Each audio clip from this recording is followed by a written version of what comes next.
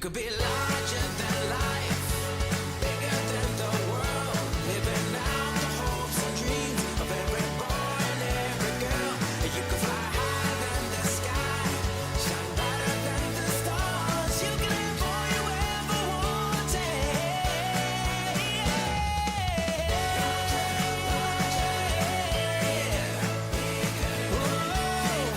Hopes and dreams, every boy. You can fly higher than the sky, shine brighter than the stars. You can have all you ever wanted.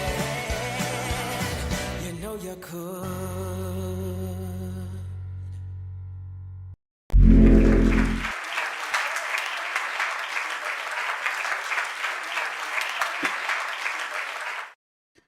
Good morning and welcome back to the channel Grand Colombia, and welcome to another Coffee Time Live coming from Armenia, Colombia. And usually, you know, the people start logging in around now because they get their notices and they open up their app, and so it starts off generally with just a handful of people. And I see everybody wants to, you know, they're getting in kind of early because you all want to see my humiliation today. Well, I'm going to serve it up to you. But first, got a couple other things to talk about. And we're going to talk about the number one topic, apparently, from messages and emails, the drought or effects of El Nino, or what's going on in Bogota. The reservoirs are empty, and what's going on in Guatapé? There's no water in the water lakes, and what.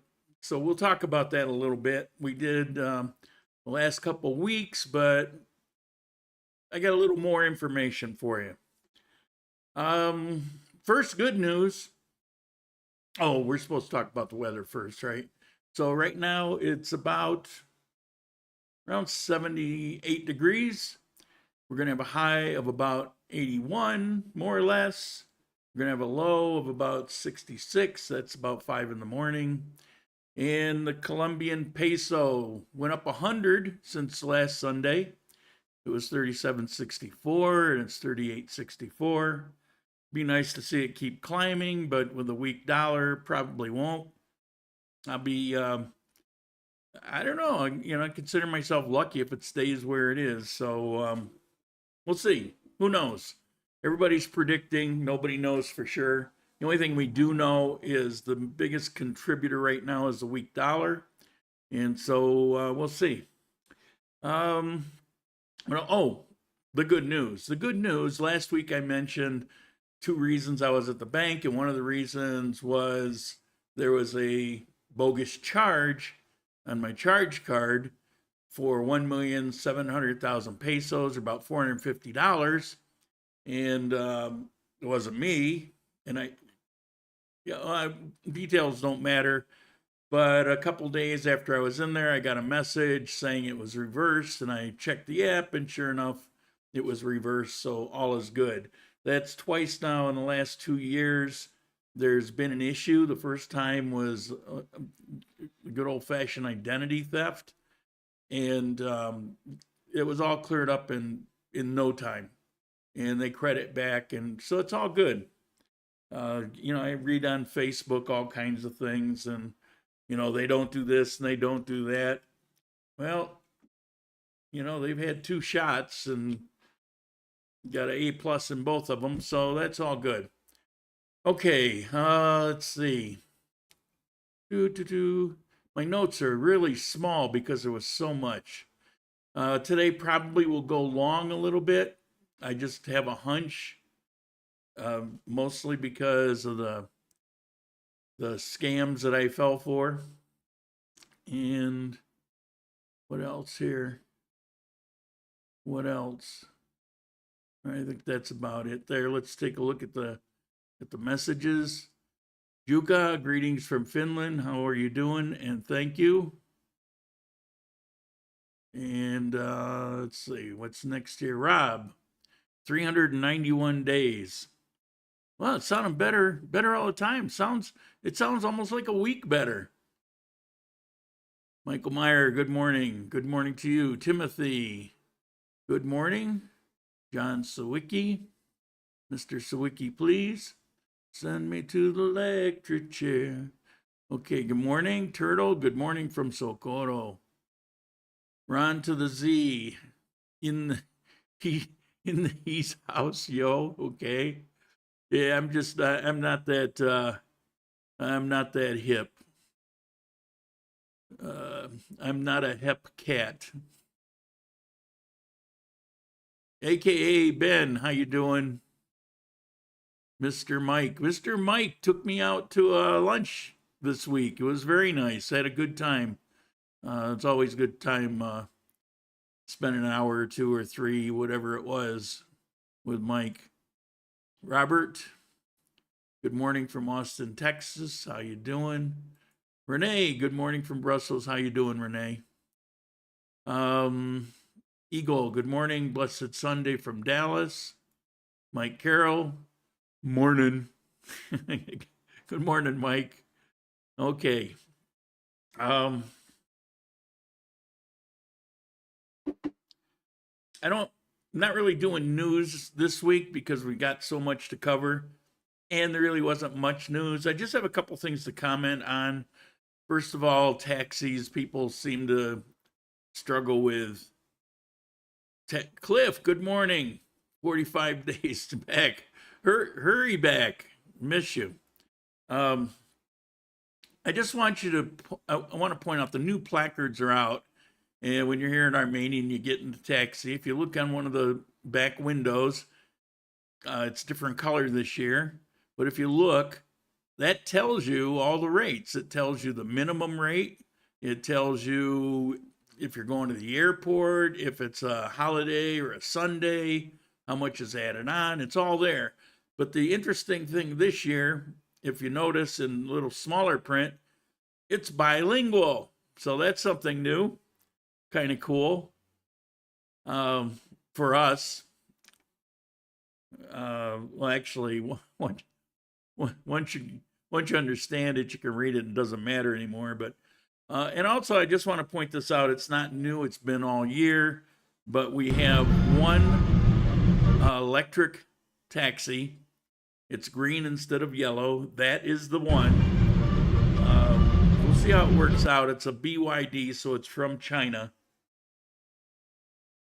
And in China, this company is notorious for the batteries bursting into flames.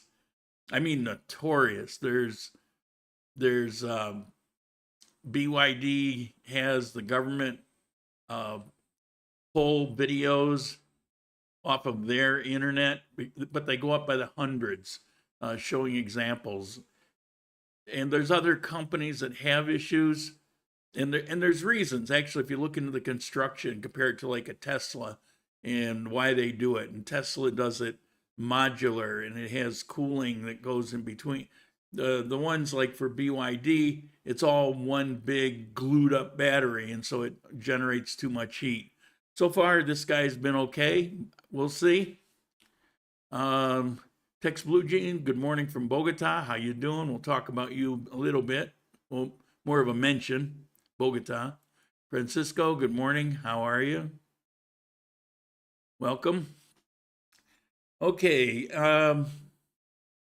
I posted up this. There's a tiny cafe. Tuesday, I went out for a walk. I ended up walking around about 5 hours. I got all kinds of video clips. I'm a little overwhelmed, but there'll be some videos coming out from walking around. But this little cafe had a sign up, and it was a sign with Mona Lisa. And so I put it up on my YouTube and Facebook. My Facebook it's really just for this channel, basically. But anyway, it was sent back to me with a little Coffee Time logo on it. So that was kind of made me smile. All right, it's not news, but all right, now we're going to get into what the hell is going on. I call her Lisa Latte, by the way. Might use her for something, I don't know. All right. It's been crazy weather here. You know, we had El Nino. It went on for 2 or 3 weeks. It was hot. It barely rained. Um, there was threats of fire, and there were a few fires around. And then La Nina is actually coming in.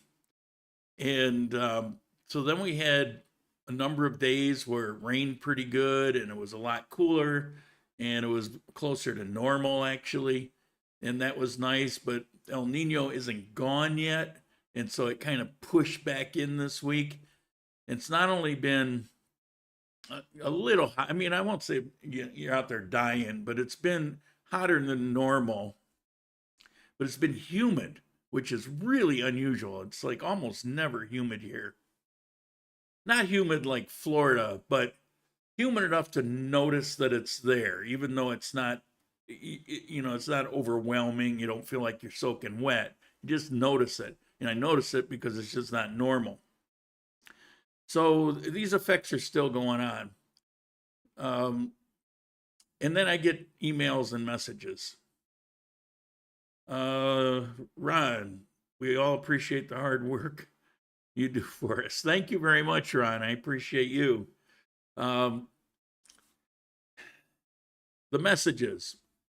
What's going on with Guatapé? I went there in the water. Usually there's all these lakes. I should have put a picture up, but I didn't, so I can't do it now, of Guatapé. Gorgeous place, and it's got this rock that you can climb up, and it would kill me to go up there, but yeah, people do it. And you see all these lakes. It reminds me, if you went up Lake Placid in upstate New York, you'll see all these lakes. It's a very similar view.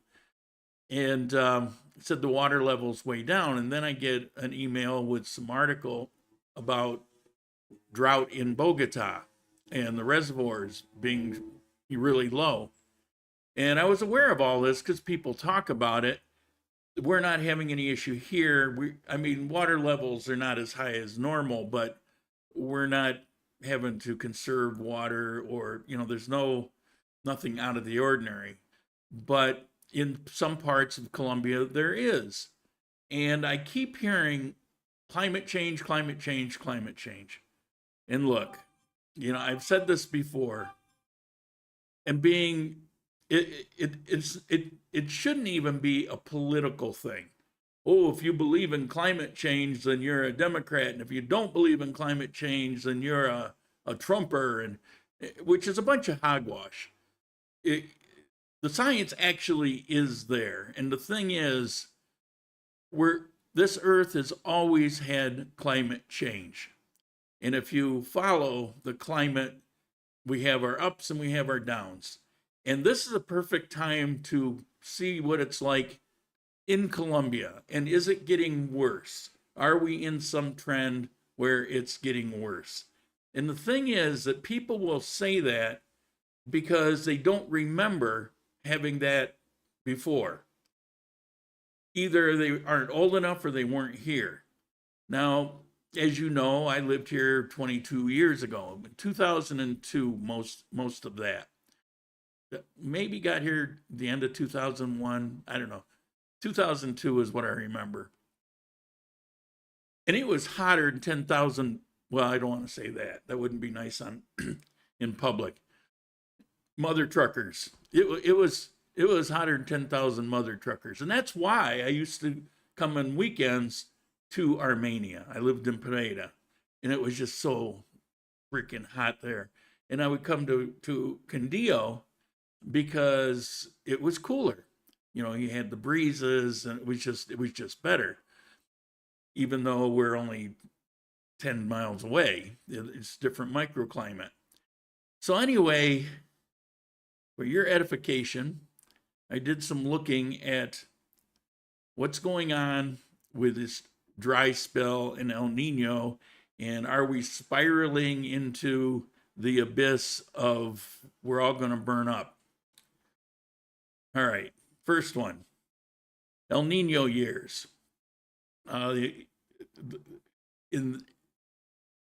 Since 1900, The worst years are 1912, 1972, 1982 and 83, 1997 and 98. Those are the worst El Nino years. In 2009, Colombia experienced one of its worst droughts in decade. The lack of rainfall severely affected water levels, etc. 2014 and 16 basically read the same thing, attributed to El Nino. Historically, El Nino wasn't really understood. And these days, when you have this period, it's understood that it's El Nino that's behind it. It changes the weather pattern. Okay, so that was from 1900 on. But what about before 1900? Well, in Colombia, it gets kind of difficult because the records, they don't go back that far. But let's take a look. Late 16th century, 1500s, that's when the Spanish came. And before that, there's no real document. There's archaeological evidence, but there's no real document of temperature. But when the Spanish came, they were really good at writing diaries and documenting things. And they talked about a severe drought that took place at the later years of the 1500s. And there were crop failure, massive crop failures, water shortages, indigenous populations were dying off. It was a terrible time, 1500s. Was it as bad as today? Well, seems like maybe it was even worse. Late 1800s, 1700s, another dry period occurred in the 18th century, impacted various regions of Colombia. It's not all of Colombia, it's different areas, just like it is now. Historical records from this time highlight drought-related agricultural problems, reduced crop yields, livestock losses. Repeat. Early 19th century, the 1800s, saw periods of drought, economic difficulties for communities, food shortages, etc., etc. I found a picture of Cuenca in 1950s. 1950 was a tough year in northern South America, and in some records you find it, in other records you don't find a lot of information on it, and I'm not sure why. But this picture was interesting. If you know Cuenca, Ecuador, and this was the Riobamba River, you'll see it's barely a stream off to the left there. And also, if you can see it, there's an aqueduct looking, that's actually a bridge in the middle of the picture. And to this day, that bridge is washed out because when the rains came, it came with such a torrential force that it blew that brick bridge apart. And so now you've got half of that bridge there, and it's a popular meeting place. When I first met Sandy, I was on that bridge doing some video work, and there was a bee chasing her daughter. So it's a very popular place, but it looks kind of like a moonscape in this picture because in 1950 it was a real tough time. Cuenca has not looked like that since. So I don't know. Does the climate change mean they get more water on average? Not really. Okay, next one. I think this is the last one. Oh yeah, Chat GPT. What do you have to say? Duration of droughts in Colombia from the 1500s to present day varies widely, ranging from a few months to several years. Length of drought depends on various factors, including severity of dry conditions, obviously, the region affected, underlying climate patterns influencing precipitation, aka El Nino. Some droughts may only last a few months, short-term disruption to agricultural activity and water supplies. Others can persist for multiple years. And it can go on, for example, during severe El Nino. Historically, this has been an issue. We don't experience it for years anymore because of water management. So now when the droughts hit, it tends to be very short term. because of the water management, all the dams in place. It's never gotten so bad that it didn't recover somewhat quickly. Now, what's going on in Bogota right now and other areas of the country, the relief for that will depend on how quick El Nino goes away and La Nina comes in, because when La Nina is here, we get more rain. We get more rain than usual, and of course that'll be nice to have. So before you parrot news organizations that want to brainwash you into climate change, just take a step back and look at the reality of it. The climate does change. It's always changed, and it will change. We have ice ages. We have periods of time where it's hot as hell. We've had periods of time in history where the entire earth was flooded with water. The ice caps didn't exist.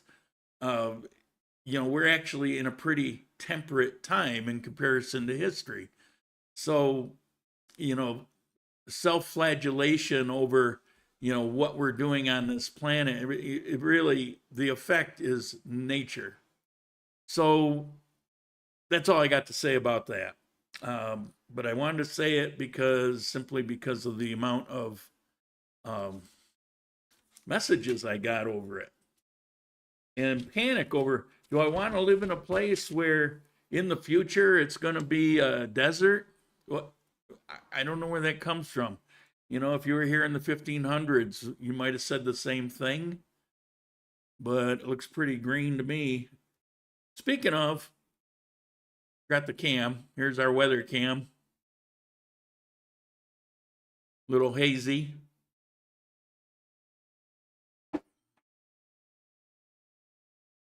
You see that building's coming along, but it's green.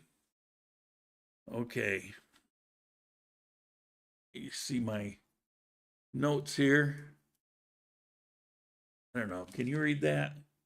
I can't read that. All right, let's see what let's see. Remember O.J. Simpson passed away. Yeah, but I didn't forget. Mexico has water shortage. Yeah, El Nino is, well, this part of South America up into Mexico, it's drier. Then when you get up into the U.S., there's a band that's actually wetter than normal, and then you get above that, and it's drier than normal. Yes, no water days this past week in Bogota. Well, it's not that they didn't have water, but there's, what do you call it? Restrictions? Mike.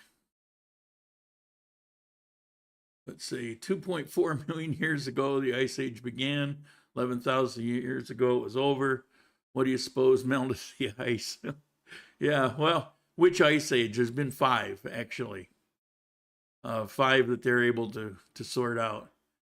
Today is April 14th. Yes, it is. What am I missing here? Not getting it. They told you to prepare and draw enough water for the day with no water issued. Not sure that helped because you pre-store the water you need. We're really saving water. You have water services that bring those big 5-gallon jugs. You bring a couple of those up, that'll last you a few days. You can take Navy showers in the evening. It's mostly during the day. So, yeah, I mean, you're going to go through it. But if you live in a lot of places in the United States, there's times when you go through it. Around the world, certain places there'll be times. When it comes to this kind of situation, I don't know if I'd want to be in a place any different than Armenia, Colombia. I'm not saying we're immune to issues, but when those around us have particular issues, we tend not to. I mean, which is part of what makes it such a great growing system. It's green here every day. Yeah, you know, that's something. When I lived in Ecuador, it would be beautiful green half of the year, and then the other half, it was brown. And there were fires up in the mountains. It was every year because they don't do water management, at least in that part of Ecuador. And I never liked that, you know, that second half of the year, because it reminded, you know, I'm from upstate New York, and there 6 months of the year, I mean, you'll go a couple months, you won't even see the sun. I mean, literally 2 months, no sun. It's gray. It's always heavily overcast. The trees, there's no leaves on them. You know, so it's white with snow, and everything else is just brown. And it gets depressing. They say that if you lose exposure to the sun for a period of time, it messes with your mood. But I can tell you, living there year after year, people get a little cranky. It's noticeable. It sucks. And when I lived in Ecuador, it was a reminder of that. It's like, what happened to all this beautiful greenery? How did it all get so brown and ugly? And not everywhere.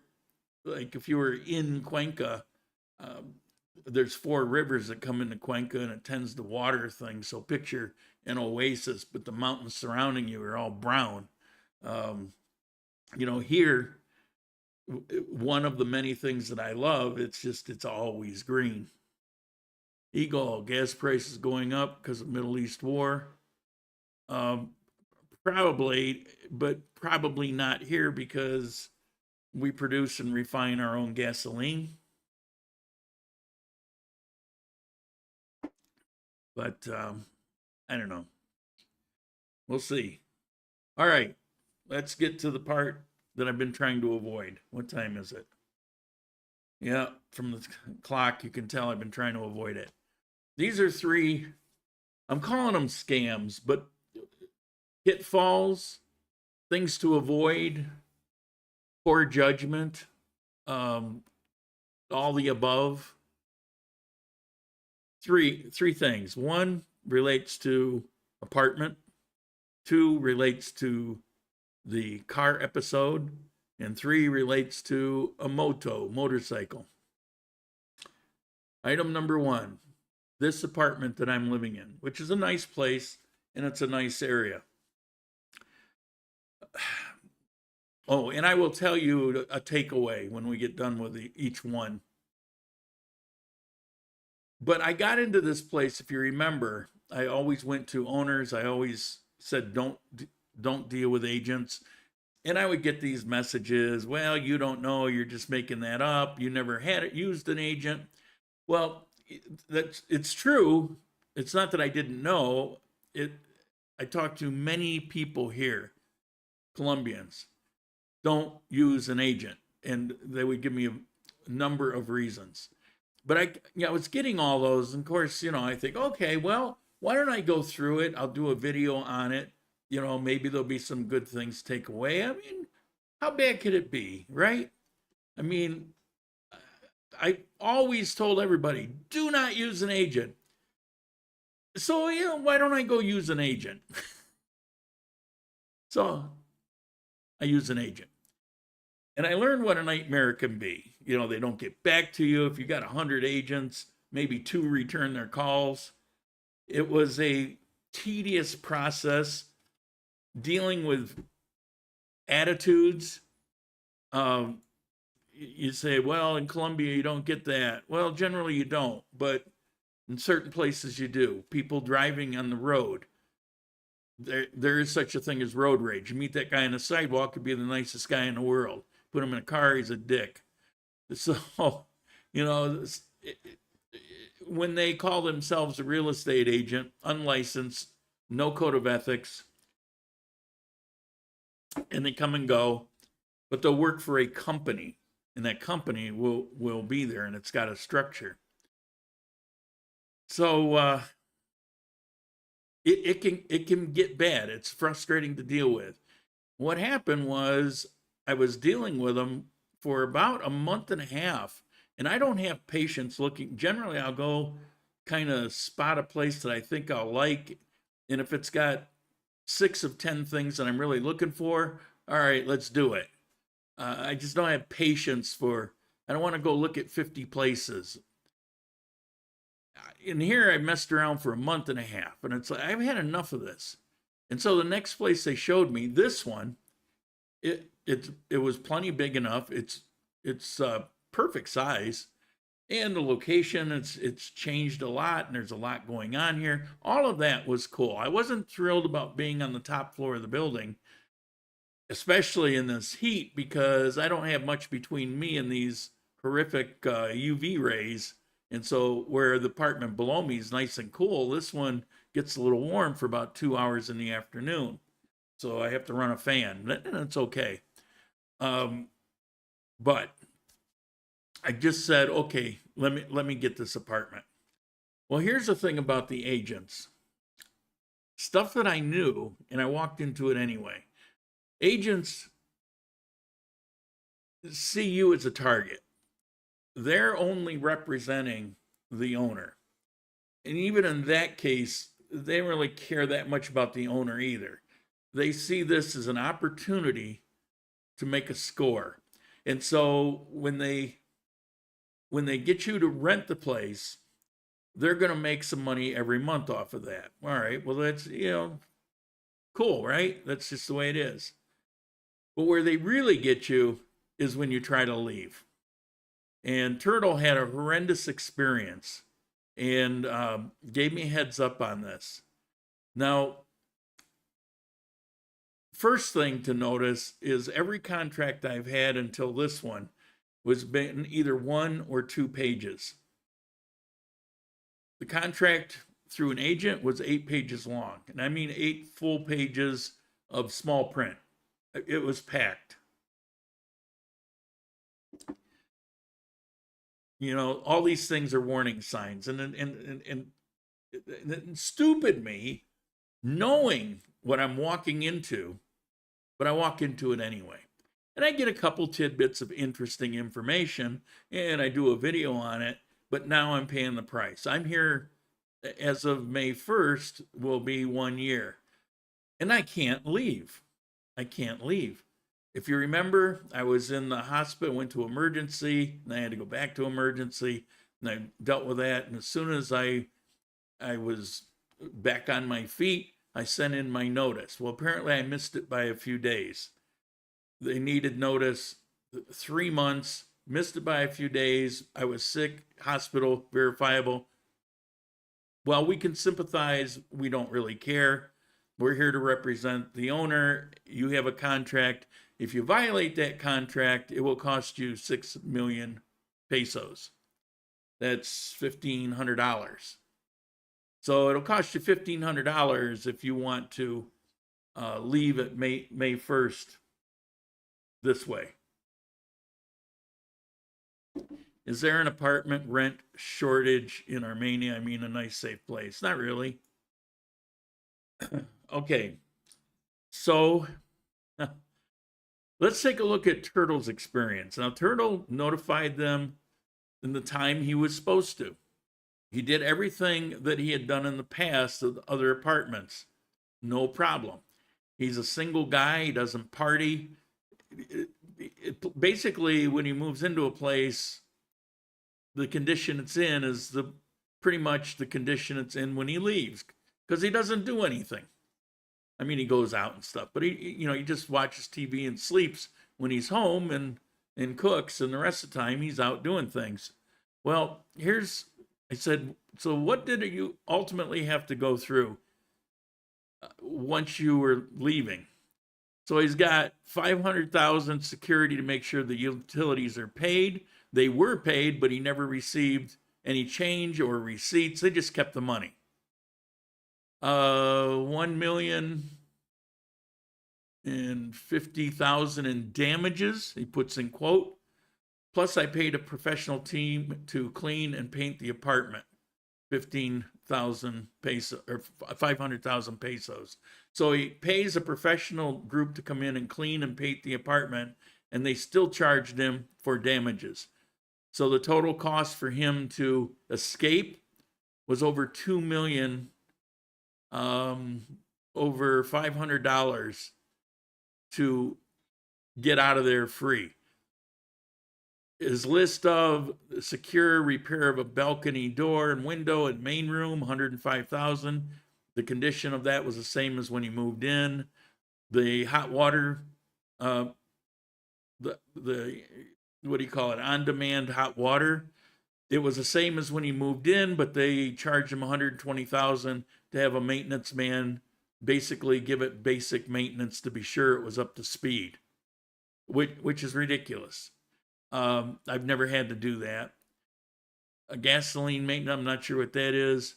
Painting and cleaning the saucer drawer hinges, $700,000. I don't know what that is, but that's a lot of money. So, yeah, and he has a few choice words here. So, in other words, what should have been, I fulfilled everything, and I'm going to walk out my door and go to the next, which is what he's always done. It's what I've always been able to do. Instead, they caught him and said, whoa, wait a minute. And they created all these charges to milk a couple million pesos out. And even now, they're trying to come back at him for something, which I doubt will happen. But they make your life miserable because not only they see it as making a profit every month when they rent it, they see a big score at the end. They trap you in by this very convoluted contract. And so I instantly saw when they were giving me a hard time about leaving with 3 months notice. I mean, come on.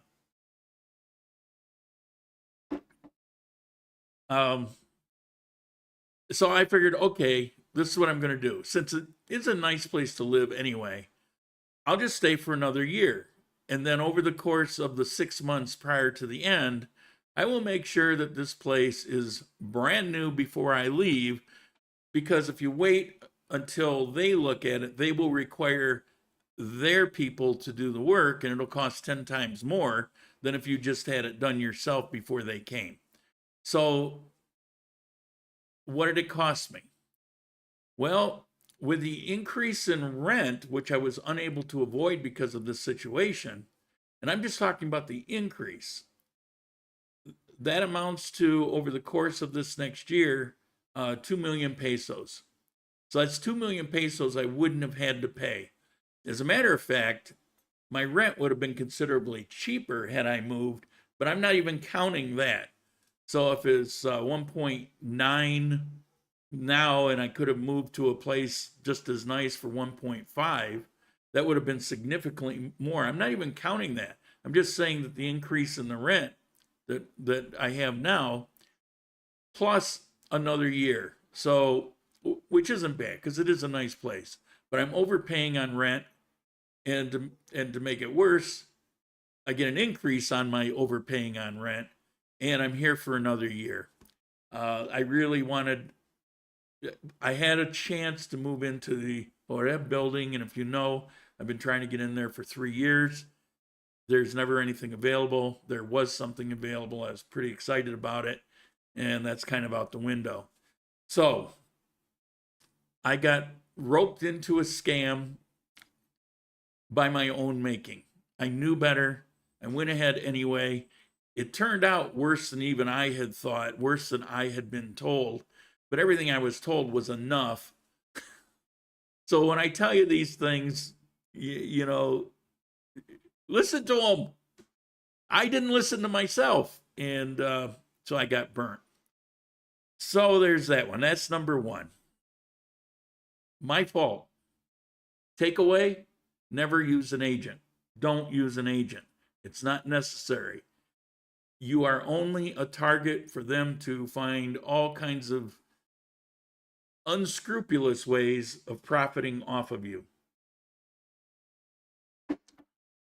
What legal recourse scam operation? It's not really a scam operation. What they're doing is legal. You just have to not be stupid to walk into it.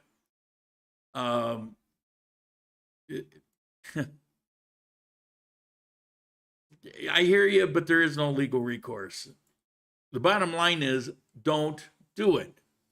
Forget an agency. The only upside of an agency is if you're looking for a real upscale kind of place, the owners of those places pretty much always use an agency to represent them. So, but there's plenty of, I mean, I've lived in nice places. Yeah, you know that if you've been watching this channel. They've all been nice places. And never used an agent until here.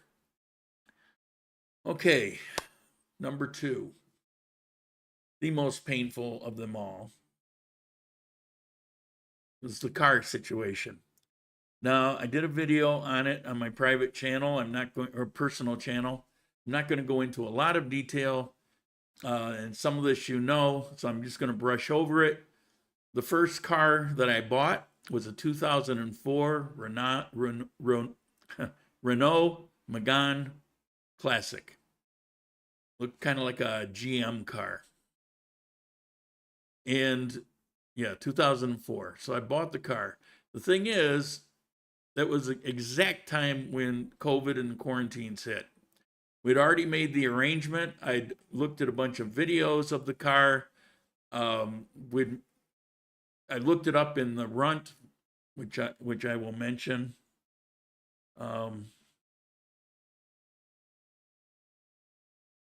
Yeah, I got some pictures here to show you. Let me go through these slides here first. All right, so that was the first car, and that was when I lived in Provenza. From sitting for a period of time, which I'll talk about. Battery went dead. This is Runt, the website. You can look up to see if there's any tickets, and you definitely need to do that. SOAT is your insurance. This was the liability insurance, $425,000 for the year. An old car like that, you don't need collision. What else we got? This was in when I lived in the house. This was Renault Megane Classic number 2. This was a 2008. And you go, what the hell is that all about? Well, I'm going to tell you. So I get this 2004 and made arrangements that we're going to bring it over on a flatbed. It was at a mechanic's place, and he told me what they had done to it. I said, okay, well, that's good. The owner had left it there for them to sell. So quarantine hit, but he had and this was back when we think, okay, it's going to last 2 weeks, and it lasted 4 months, but he had a flatbed. He could bring it over anyway. He was an exempt person. So he puts the car in the flatbed, he brings it over. I start it up, I look it over. It's basically what he represented it to be. So I said, all right, let's do the deal. He wanted some more money, and I said, no, I'm not going to do that. He said, but I had to do this. I said, well, take it up with the owner. I agreed to a price. Here's the price.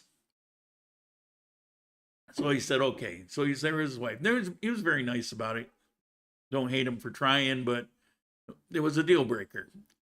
So we go up into the lobby of where I lived, and we fill out paperwork, but the paperwork that we needed to do, all the offices had closed. So we said, all right, well, in a couple of weeks when things open up, we'll go take care of it officially. So it was more like just like a written bill of sale. Well, the offices didn't open up. And even once quarantine was lifted, the offices they were closed for over a year. You could do some things online, but it got even more complicated. The owner, during that time, lost his job during COVID, ended up moving the other side of the country, far away. And when it came time to try to get him here to sign off on the documents, which he was required to do, he didn't care. He had his money for over a year. He just wasn't going to bother with it. And then as I'm going in, there is a way around it. And so I look into that. It's going to cost But then I find out that for a year, no tickets showed on that car. But a year and a half down the road, tickets showed up from 3 years before I bought the car. I have no idea why they weren't registered. They're supposed to show up like right away. So now I got 5 tickets there that are building up interest and penalties for a number of years on top of the extra administrative costs that it was going to take to put this thing on the road. It was crazy expensive. We're getting up to near the amount that I paid for the car. So I don't know I don't know what to do. Then I come up with this brilliant idea. Why don't I get a car? Because I had also during COVID, I'd had some maintenance things done on this CV boot, so I had them replace the CV shaft. The timing belt was done. I bought that new battery. There were some other things. I figured, well, I can't drive it yet, so let me make sure that when the time comes, it's good to go. Without the documents in hand. I'm not blaming anybody for that. Just the whole thing was stupid when COVID hit. I shouldn't have thought 2 weeks. I shouldn't have, I should have just said, let's wait till this all shakes out. Didn't know. Never. They were talking about 2 weeks back then. So anyway, brilliant idea. Why don't I buy a similar car, maybe a little newer, and then I got all these decent parts, if I need them, that I can set aside and use on this new car, or newer car. And it was a 2008, so it was 4 years newer, had less mileage. I go to look at it, looks pretty decent. All the parts are the same. And we take it for a test drive, and it's running nice, and everything was fine. And so we go in, papers no problem, and very accommodating. Pay the money, take the car home. I go register the car, and the other car can't be registered, but this one, no problem. When I register it, it's no problem. I drive it around a little bit, and it starts misfiring, and then it misfires more. I won't go into the basically, it was doctored, and I didn't catch it. And I should know these things. I worked in cars my whole life. I take it to a mechanic shop, like a real one. They've got like 30 cars inside a building and like that. And I kind of know what's going on, and it's in the head valves. So I asked them, could you remove the head, see what's going on? Yep, sure enough. And they pull the head off, and yep, I can see the issue. What I did not know is the heads in these Renault are throwaway. You cannot repair separate components of it. It's, if anything's bad, if you've got a bent valve, whatever, the whole head goes in the trash. It's an older car. The heads are hard to come by because these things are notorious for getting up into the very high mileage,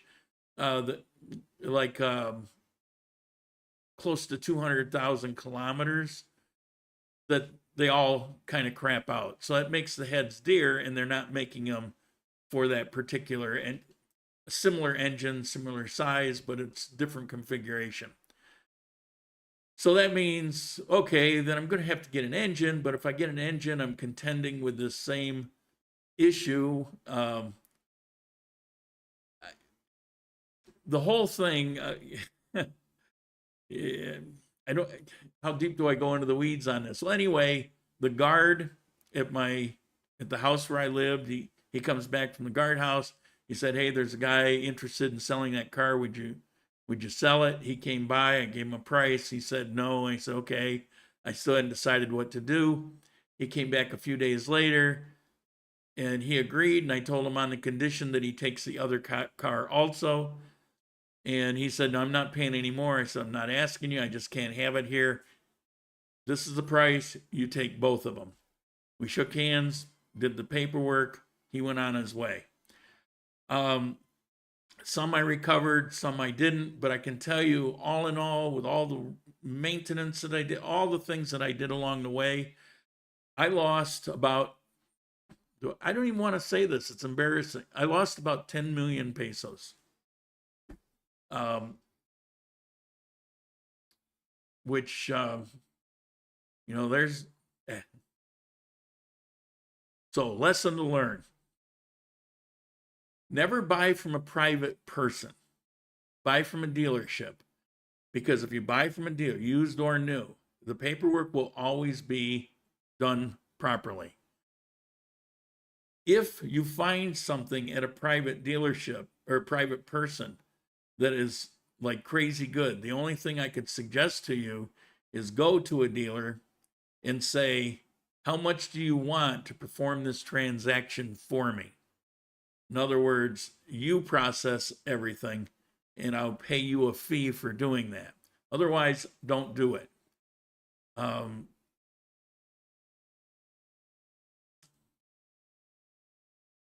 Yeah, so that's the takeaway. Number 3. How are we doing for time? Oh, we're doing good. I see people are still here, just no comments. Either I put you to sleep and you're sleeping behind the screen, or you found this absolutely riveting. It's always a fun spectator sport watching somebody writhe in agony. It's a very painful thing. All right, this next one, not so painful, just happened recently. A few weeks ago, I was talking to you guys about, you know, I really need transportation. There's either the coffee thing, going to the farms. I really have to do it if I'm going to proceed with what I'm doing. And I said, direct deposit's the only way. I've got great credit, but they're not going to give me a loan unless I do direct deposit, which is done now. So to show up in a month or two. So I've been dealing with trying to, you know, sort that out. So I have a pretty good understanding now about getting a car loan. It would have been simple. I would have had a car loan the first time I'd ask if I'd had direct deposit. But, you know, I don't, and I didn't want to. I wanted to kind of get around it. And so I went to place after place after place after place. And after 2 or 3 or 4 days of them figuring out, they come back and it was always the same story. And one of you guys put up in the chat here, oh, and riveting. Okay. Very interesting. Oh, well, yeah. One man's agony is another man's entertainment. So one of you said, why did you get a motorcycle? And I gave you all the reasons why. It's just really a stupid idea for me. But you got me thinking about it. And the thinking was, yeah, it's a stupid idea if I'm going to drive into Armenia, but I don't do it now. And if I got a car, I don't do it. And when I rent a car, I don't do it unless I'm showing somebody around. And even then we don't go into the heart of Armenia. We kind of nibble at the edges. I can drive around to the north and it's okay. So the motor doesn't apply. And then I say, well, you know, it rains. Lately, not so much, but, you know, and that's kind of a pain in the butt. On the other hand, I'm in Candio, and even when it's rainy time, it doesn't really rain in the morning. So I could get around that. I just do everything early, you know, and get home by 12, 1 o'clock, and I'll rarely get caught in any rain. And it, you know, it won't kill me, and I can always, you know, put on a little plastic baggie if I need to. But so, all right, there's a way around that. And then I'm thinking, well, certain motorcycles would actually be good versus a car, because some of these farms, there's pretty horrendous roads. And I had a rental car and I went to this one place and I almost got stuck, and I was worried that I was going to rip the muffler off, and, you know, rental car. And, you know, so it can get rough out there. Something, all right, a motorcycle that's maybe like an enduro style or something, that might work. So lo and behold, I come across a Facebook ad for police motorcycles being sold off as a group. They're calling it auction, but they basically just pricing them. And so I checked with a couple people that I know. Do you know anything about police auctioning off their old motorcycles or selling them, and one person didn't know, and 3 other people, yeah, they know all about it. I said, well, the price is like really good. Yeah, they really are. But the problem is, if you don't have an in to know when they're doing it, it's hard to get your hands on it. So a lot of people just kind of give up on it. And then I talked to my friend who's south of Cali in the farm and said, oh, they're popular out here. I know a bunch of people have bought house, farmland, motorcycle, luxury cars. They get them off of the drug dealers. You know, they get confiscated. And so everything comes back, says, yeah, this is legit. So let me show you. Oh, and at this price, I figure they have to be painted because they're that police green. But once you paint it, these particular motorcycles are quite valuable. So if you, and they come 100% maintenance guaranteed. Don't need anything, guaranteed. You can have a mechanic or yourself. You get 45 minutes to look it over and inspect it on delivery. So let me show you. Here's some pictures of this. This was a picture right off of the Facebook ad. And these are the motorcycles. Now, these are Suzuki DR650s. A very worldwide famous motorcycle for durability, quality, power.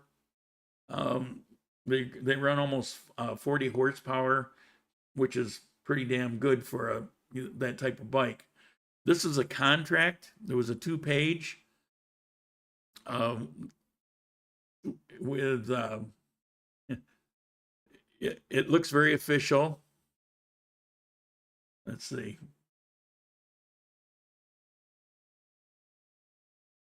There we go.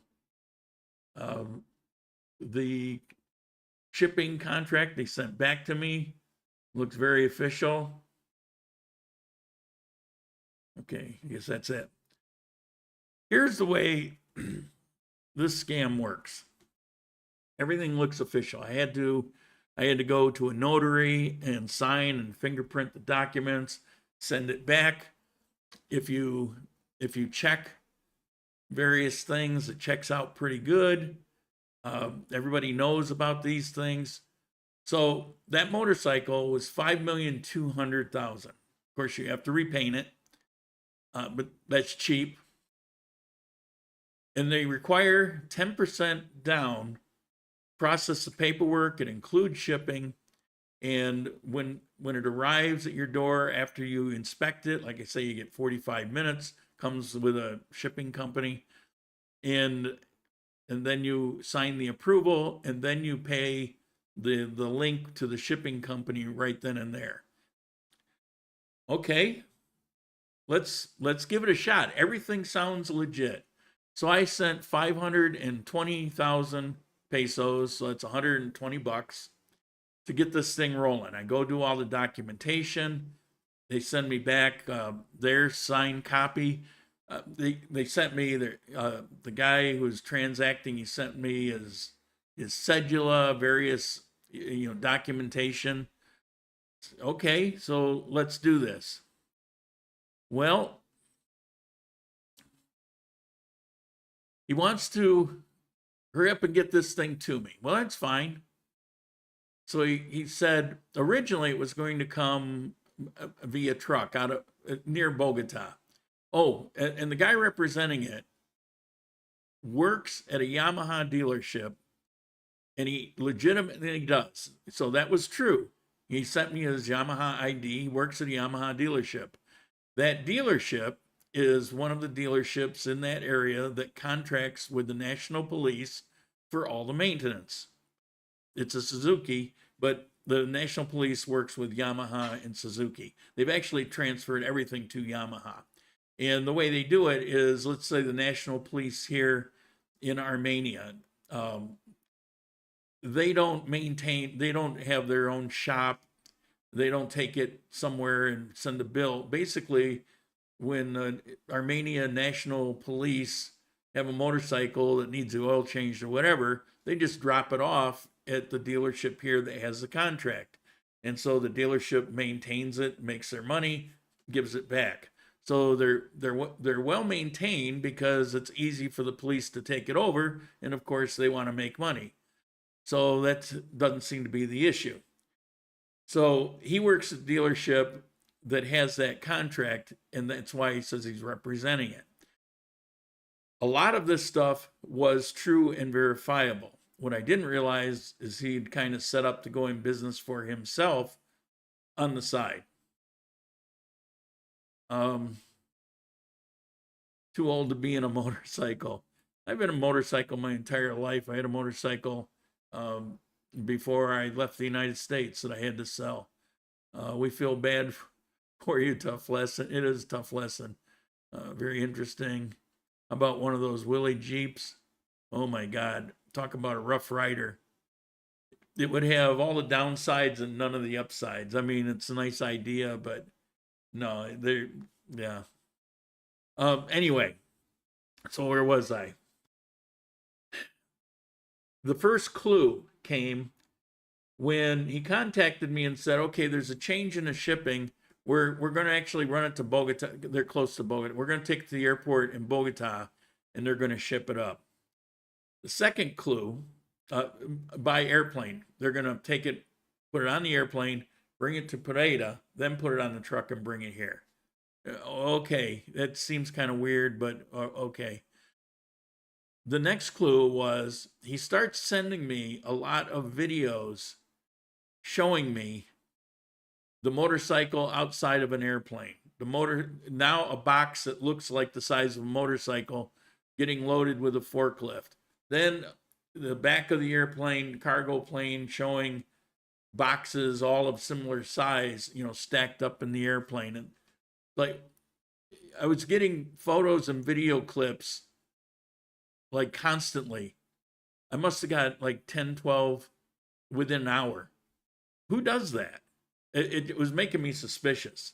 And so that was number 2. Number 3 was the death knell.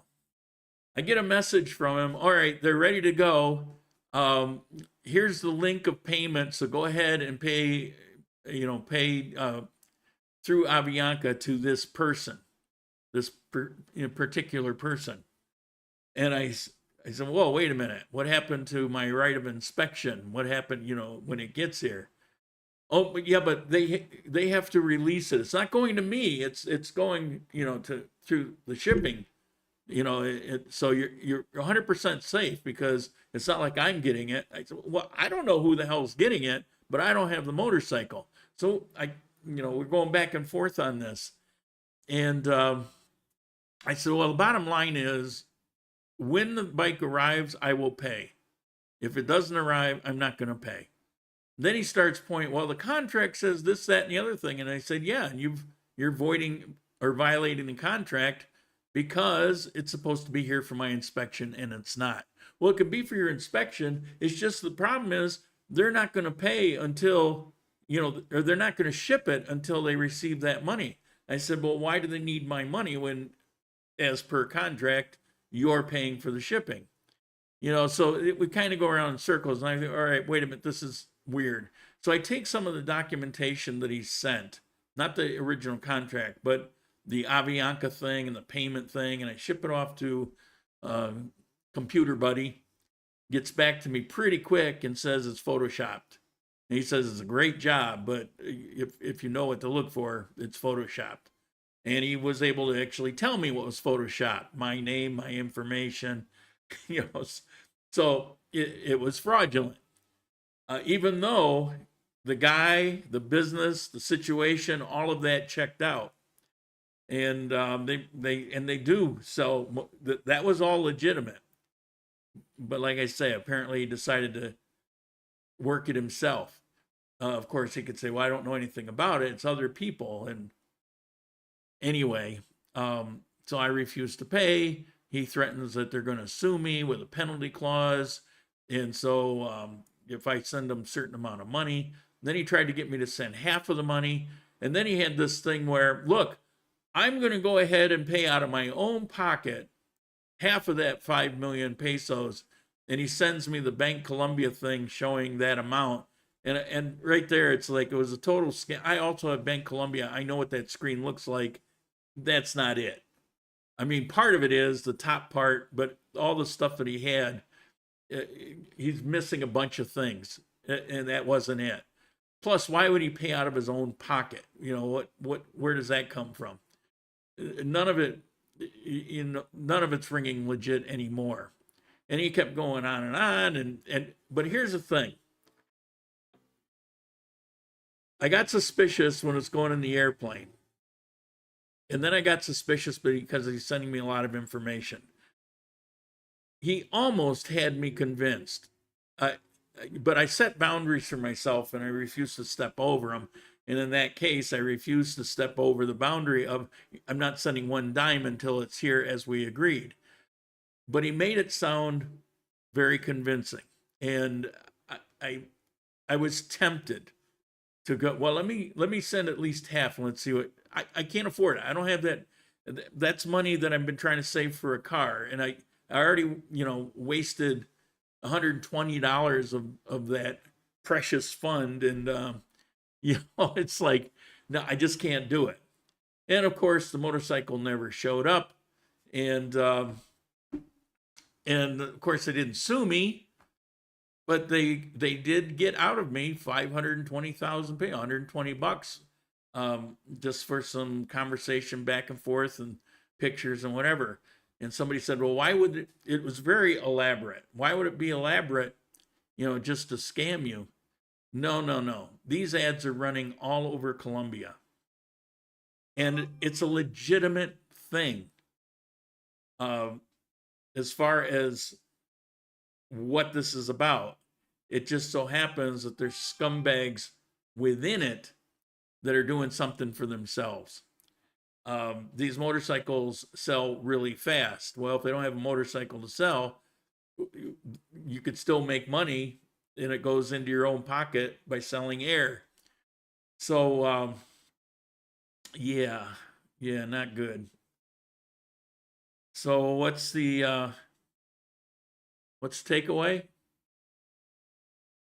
It seems like it's too good to be true. Can't really say that because there are legitimate situations. I'm not sure what the takeaway is on this one. I fell for it, but then I didn't fall for it. As soon as it went off of the rails of what would be legitimate, my antenna were up and I quickly figured out this was off. And so anyway, these things exist. This last one, I can't really say it was my poor judgment. I just got caught up in some very clever people. And fortunately, they didn't intimidate me. They tried that route. There were a lot of things that went on in the conversation. I was told, take this to the police. They won't I don't know. I think what I'll do is I kept all the conversations. Everything's documented. I think I'll take it off to some newspapers and maybe they'll find an interesting story. These are the kind of things, will I ever recover my $120? Fat chance in hell. I don't see that happening. So, I mean, if it ever happens, that's great, but I'm not going to assume that it will. So, you roll the dice and that's what happens. Oh, I had a request.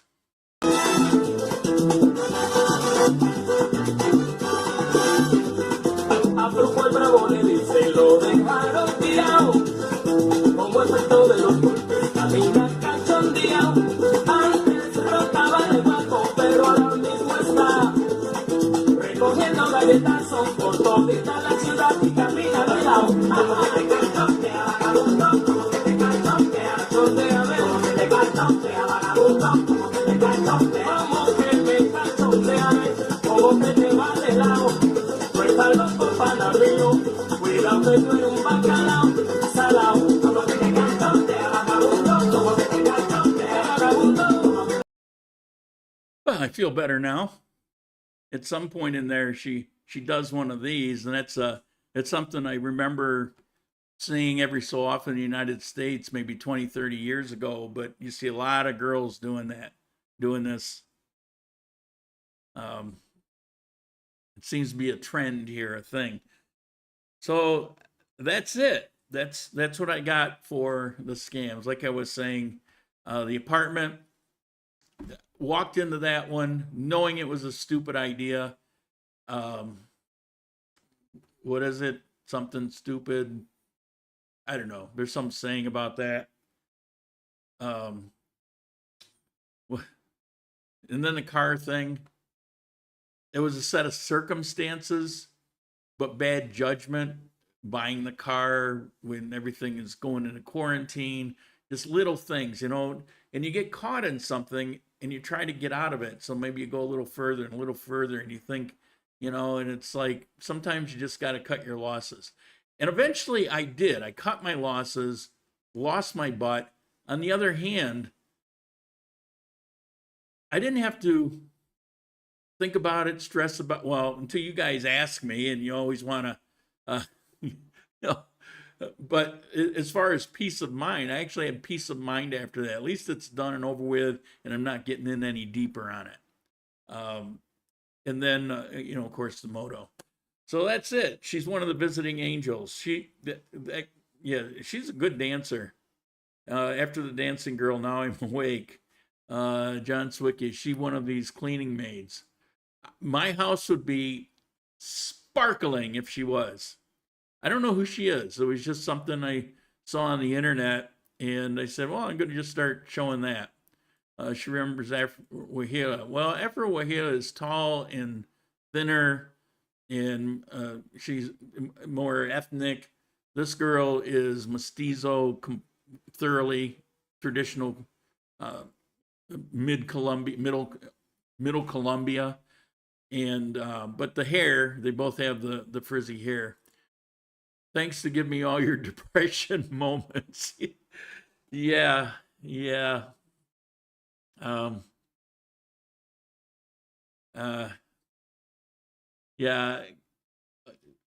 hope I never have to talk about that car thing again. That was a huge loss.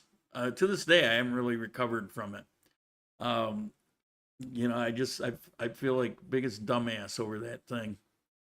Of all the things. Baila.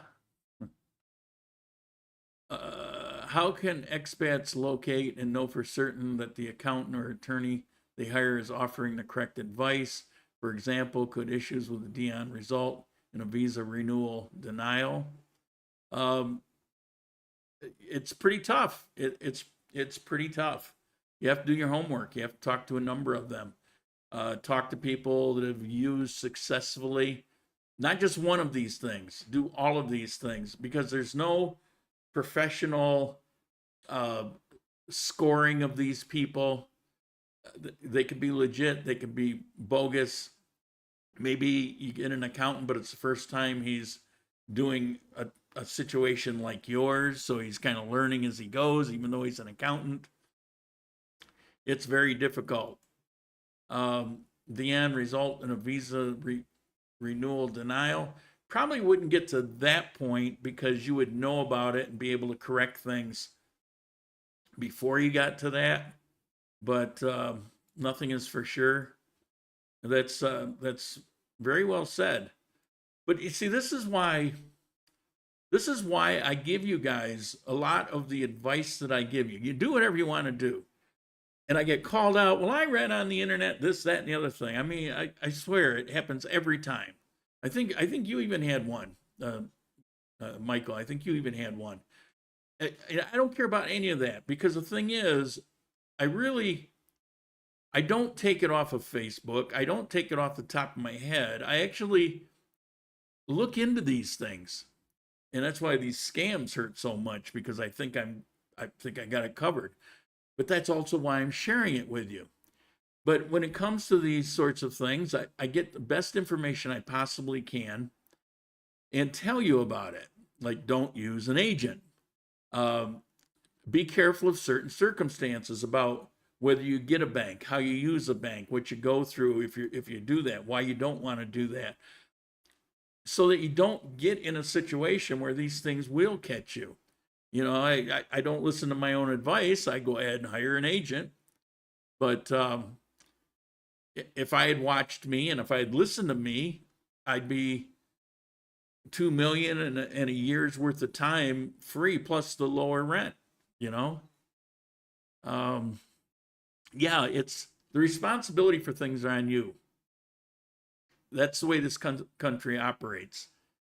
And in situations where it works against you, it sucks. But in all the rest of the situation, it works for you, and it's awesome. It makes this country a pretty free country, and I like that. What is the building name where you lived? Where I lived? Which one? I lived in Provenza. I lived in Tres Sesenta or 360. I lived in La Alqueria, and now I'm living in Port del Cocora. Thank you for sharing your lessons. It takes a man of courage to admit mistakes and share them. Or an idiot. I tell you, I honestly feel like when these things were going on, I'm not humiliated, if you know, to be honest with you. These things humiliated me. I carry it for me. I joke about it. For you to know, I don't. It doesn't really matter. I embarrassed myself. I did something stupid, and I take responsibility for that, and I carry the weight of that. And if you learn something from it, great. If you just want to laugh at me for it, hey, that's cool. I'd laugh at me too. Except if you're in my shoes, you're just crying on the inside, putting yourself in a bad situation. But so no, I wouldn't say it's courage. I'm pretty open in these videos. I tell pretty much everything. And in person, I certainly do. I get asked some things. It's like, I wonder why people, I have this affliction. If somebody asks me, I feel compelled to tell them. It's like I have this truth serum injected in me. I don't know what it is. It's probably some kind of mental illness. I've got a nice little plot of land in Florida for sale. I can let it go at half the going rate if you hurry and pay today. Well, one, I already blew all my money. And two, why the hell would I want to go there when I can be here? I love living here. And don't misunderstand. Don't go out and buy your ticket to Armenia and fly down here and move all your stuff here just because I like it here. I tell you over and over, for most people, there's better places to live. This happens to be the place I choose. And I'm weird and I fall for scams and I make stupid ideas, so you don't really want to emulate me. All right. We did go over, kind of thought we would. So I guess it's time to end it. Don't see any more questions. Ron to the Z, thank you very much. That was very generous of you. Yuka, man, I feel like you've been helping this channel for so long that somehow, some way, I'm going to owe you. I have some beachfront property in Arizona if you're interested. Yeah, okay. Funny guys.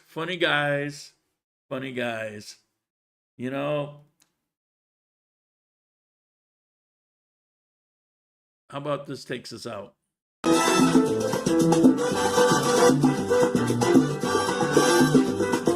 Brujo el bravo le dice, lo dejaron tirado.